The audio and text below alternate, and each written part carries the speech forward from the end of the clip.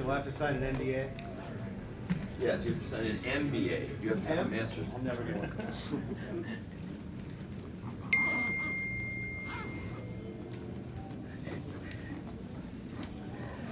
You probably all know this, but this is Michael Fremer, who's senior contributing editor of Stereophile and editor of Analog Planet. And emphasize the senior part. That's right. It used to be the up-senior part.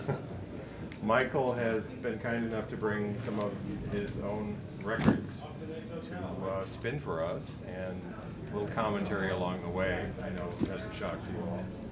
And we're happy to have him here. Thanks for coming in.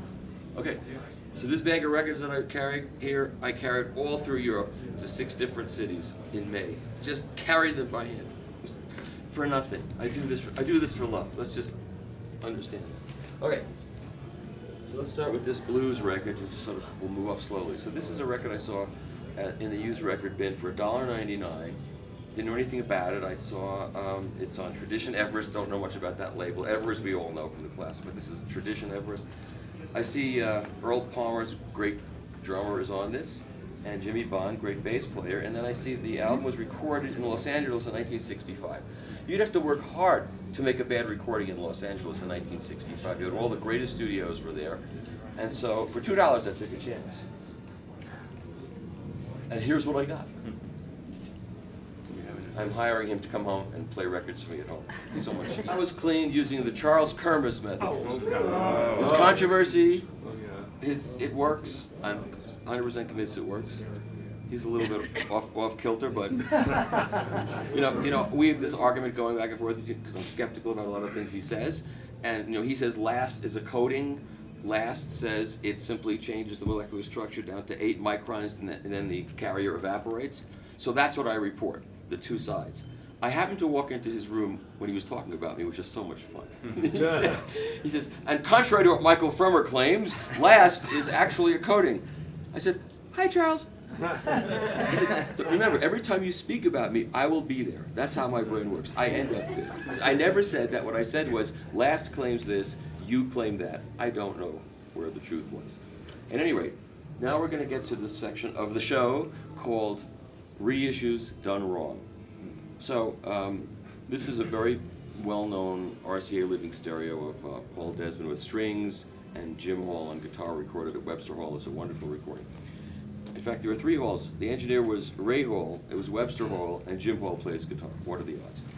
Anyway, this is a reissue done by Analog Spark about 2 years ago that is done from the original master tape cut by Ryan K. Smith at Sterling Sound, and it sounds wonderful. There was a reissue by Bernie Grumman Classic Records, sounds wonderful. An original RCA sounds wonderful. This one showed up from a label called Pure Pleasure. They've made plenty of great reissues over the years, and the great one said on them, cut from analog tape. Then all of a sudden they changed the sticker to Analog Limited Edition. What does that mean? Nothing. And then they started sounding bad. So I want to show you a good reissue and a bad reissue. So let's play the bad one first. And we'll play Desmond Blue. Okay, now we get to the part of our show called Reissues Done Right that were never released. So Chad Kassem got the rights from Concord to release Sonny Rollins' Way Out West, which is a great early Sonny Rollins record. Yesterday was his birthday, coincidentally. And so I went out to watch Bernie Grumman cut from the original master tape, and Bernie Grumman was the cutting engineer for Contemporary Records, which was the label this was on, and worked with Roy Dunan, so he knew this stuff cold. But Chad nonetheless brought in Lester Koenig, who was the president of the company, brought in his son, John, to help with the reissue, to make sure it was done correctly. And Bernie, since he knew how the tapes worked, he knew that when Roy Dunan recorded these contemporary recordings, he boosted the top end purposely, way up, and then when they mastered it for vinyl, which at that point was the only format it was going to be released on, they would flatten the response in the cutting part of it. So when this was cut by Bernie, he did that, and this recording, this is absolutely fantastic, this test pressing, which I'll play for you. Chad invested the money in the cutting, the pressing, the jackets, the whole deal, ready to press, and then Concord pulled the license from him, including a whole bunch of other contemporary records. And they decided to do it themselves and release a deluxe box set. So this is the deluxe box set version. And they decided to cut from a 192 24-bit file instead of from the tape, because nobody will know the difference. It's transparent, it's perfect. But the guy that did the transfer didn't do his research and didn't know that the top end was boosted up. And so he just cut this record flat, quote unquote, with the top end doing this. So let's play the bright one first. All right. That track one, I can. As a leader of a group, and it was done on Prestige, recorded by Rudy Van Gelder. And the master tape came out of the vaults and went to Kevin Gray at Coherent, and he mastered it using his updated system. And it was pressed at Chad's pressing plant, and it has a nice laminated tip-on jacket, and it's really, really done nicely. So we'll play a little bit of that. Just play the first track. And then I'm going to play you this one. This is the Electric Recording Company. Some of you know this label. They're in the UK. They got the master tape. They have a restored Lyric all-tube cutting system. They spent over $150,000 restoring. They used a mono cutter head. That was done with a stereo cutter head. They actually do the research and get the same paper that was used by Prestige in the 50s. And they do it, they typeset it the old school way with lead typesetting, and you can feel they're crazy guys. And they charge $300 and $350 a record in very limited quantities. And so when I saw this label start, and they give you everything in Chinese, Japanese, and Korean, so you know where most of these records go. And when they got started, I sent them an email and I said, you know, gee, I'd love to hear some of these. I don't expect freebies of this kind of record. I'll be happy to pay for them. Can you give me a bit of a discount? And the guy sends me everything. I'm really lucky in that respect. And very few others. No, look, you could say the first one was a little bit more punchy and the bass was a little less soggy. You can't have everything. They're both really good. You notice on the second one, it took a long time for the side to start, because when you pay $300 a record, they figure you're entitled to sit down before it starts. So there's a really long lead-in group. So you get to put it on, sit down, and then it starts on all their records.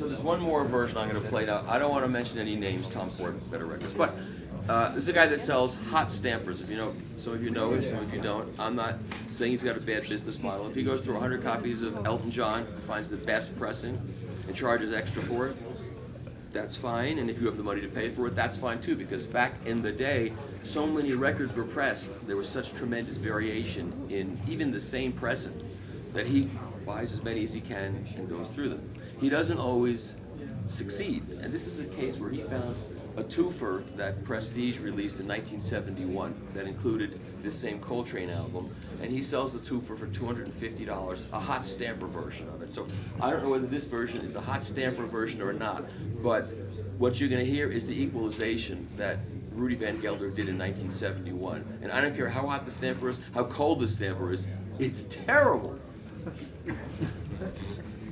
Now I just want to play a record I've been playing since 1972. So this is an original pressing of Joni Mitchell's For the Roses, released by Atlantic Records. It's a promo copy because I was on the radio at the time, and the promo man gave me a copy. So I've been playing this very record since 1972. So let's find out how much records wear. They wear out immediately. If you read what you read online about hit records, they wear out immediately, 10 plays, and there's no top end. So let's play the song Cold Blue Steel, which is, it's about suicide. It's a real nice subject. Oh, yeah. Second track. That's light. My favorite song. Nice.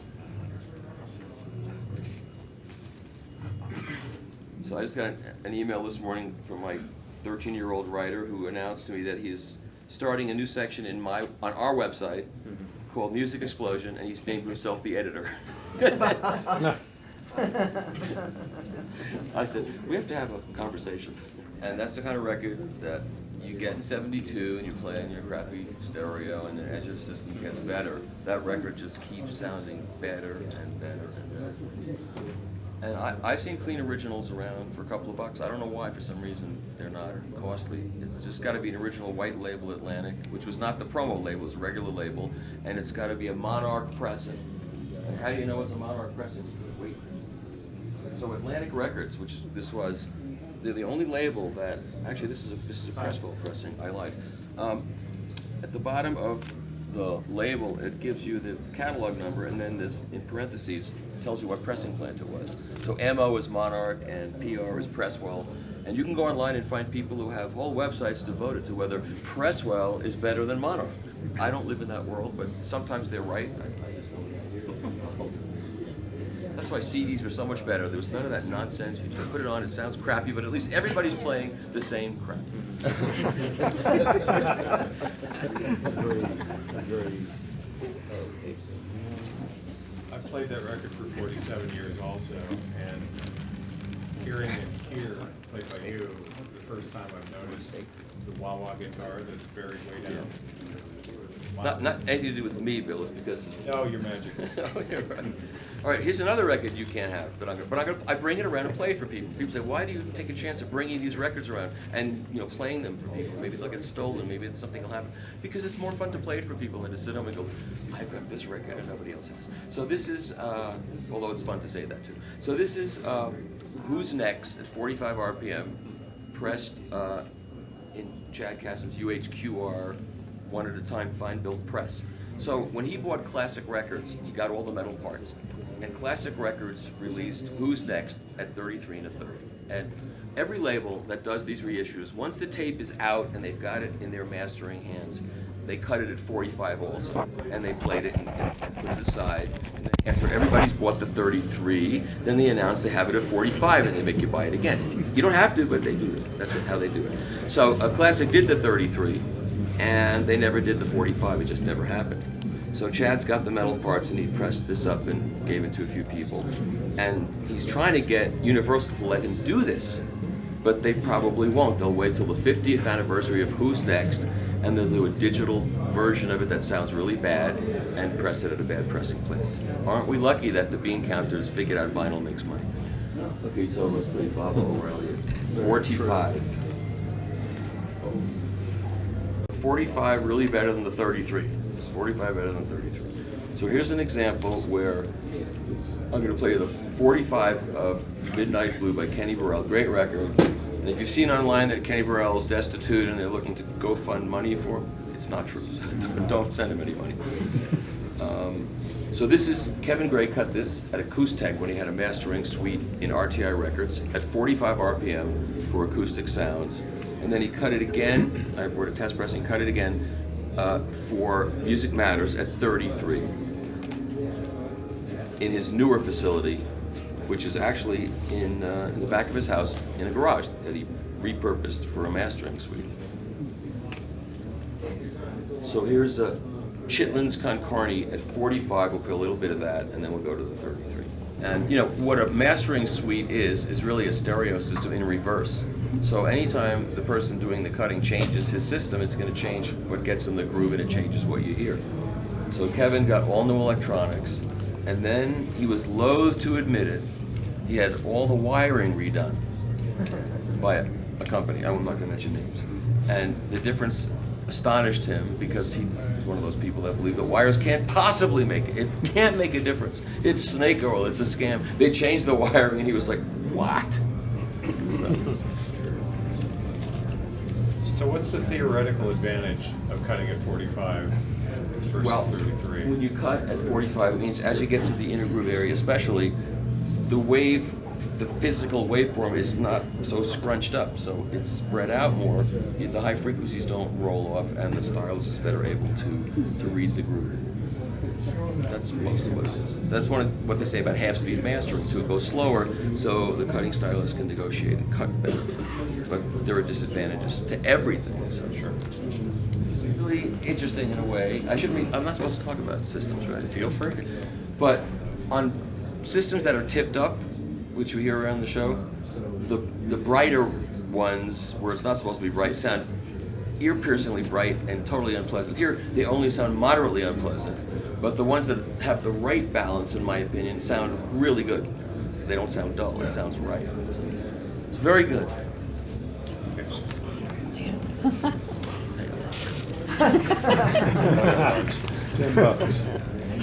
Okay, so now for no reason other than it's a cool song. So Ella Fitzgerald singing "You Took Advantage of Me" from the Rodgers and Hart songbook. This is a very early stereo recording done in New York. And it's track 2. And this is an org reissue. I don't know if it's still available. Actually, I think it's out of print. I accidentally gave it away to somebody. I thought I had 2 copies, but actually the other copy was volume 2. So I lost volume 1. And I found it in Thailand for $60 and I bought it. So how many records do you have? Do you know? It's over 16,000. So are they going upstairs yet? I live downstairs. I know. No, they stay downstairs. Aren't you running out of room? I have a storage space now Oh. that I drive to when I need some records. Mikey, you want to It's a bad look for me to sell records. You know, Fremer's getting rid of his records. He's stopping his analog thing. He's going to switch to streaming. Market's gonna crash. I stream. Streaming is the best way to find out what you want to buy on vinyl, so you don't waste your money. And I stream every morning. Bill, don't you? Yeah. For a long time when I get up. Okay.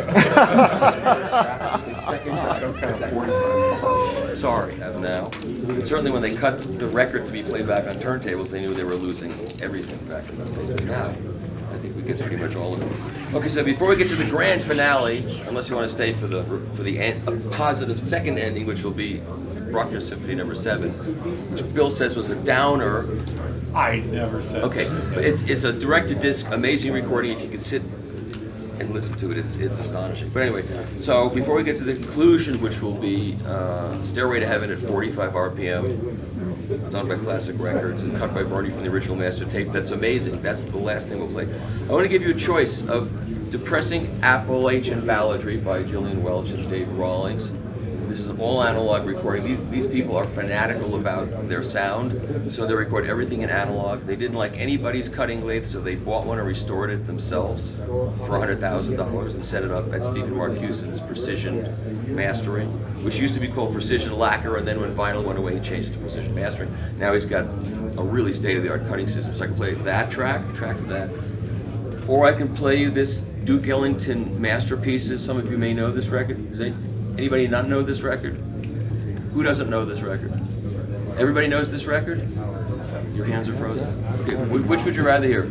Depressing Appalachian Balladry? Okay, let's get depressed. Started with suicide. Yeah, we started with suicide, now we're going to have just mild depression. Usually it's the other way around. That's right. So it's track 3.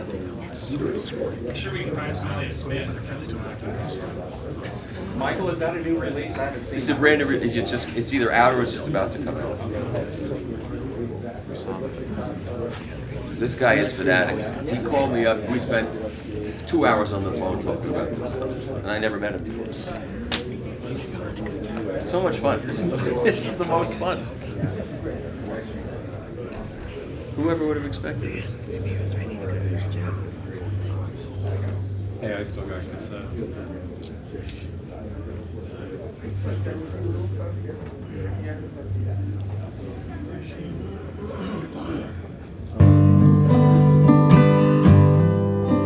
So if you like this kind of pattern, this kind of stuff, I've got 2 years worth of Analog Planet radio shows archived on my website.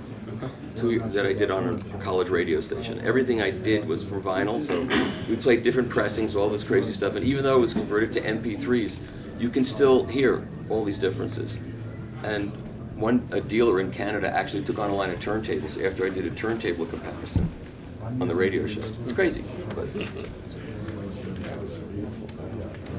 Okay, so here is the test pressing of Stairway to Heaven.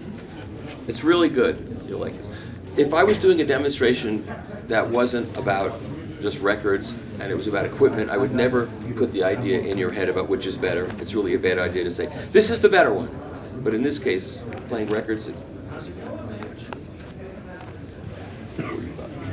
they sent me a test pressing and What's amazing about this recording is it doesn't sound like a sonic spectacular. It's not like one of the RCA Witches' Brews where you're like on the stage. It's what you would hear if you were in the audience listening to an orchestra playing. And whenever I talk to young people who go to see a symphony for the first time, they always are disappointed because it's not loud, it's not overwhelming, it's kind of like in the distance, and that's what this kind of sounds like. So we can play the first movement, and it took me about 8 years to figure out what Bruckner was doing, so, you know. Sounds good. Hit me up.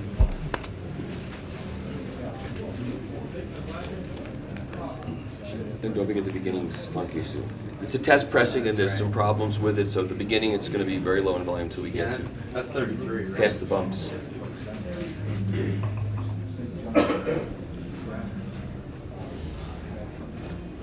But it's among the best, the imaging is among the best I've ever heard of an orchestra. It'll go way out there and way out there, but not artificially so.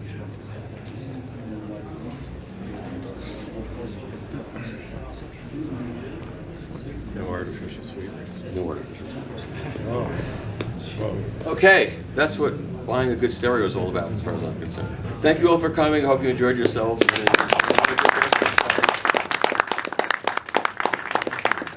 Thank you, folks. If you've got any questions about the phono preamp, the speakers, any of our other gear, we got plenty of folks here who can help you. Thanks again for coming.